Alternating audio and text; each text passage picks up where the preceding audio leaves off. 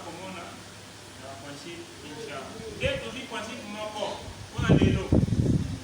Voilà le mot principe moko. Et donc pour cette question, on a négocié la principe mini. Non, shukran al-ishaq. Mon maman, mashallah. Principe ya négocié al-ishaq.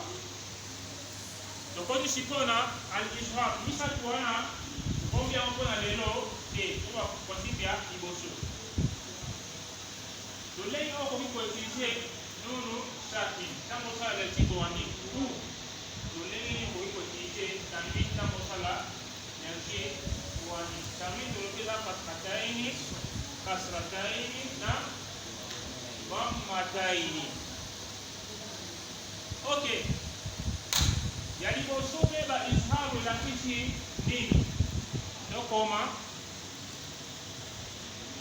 Al-izharu la kishi nini? Al-izhar nalan aha niko la kisha susu ni tulot kurushiawa niko la kisha al-bayan.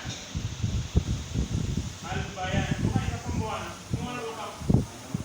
Okay, niko la kisha al-bayan. Al-bayan la kishi clear or living. Al-izhar la kishi clear.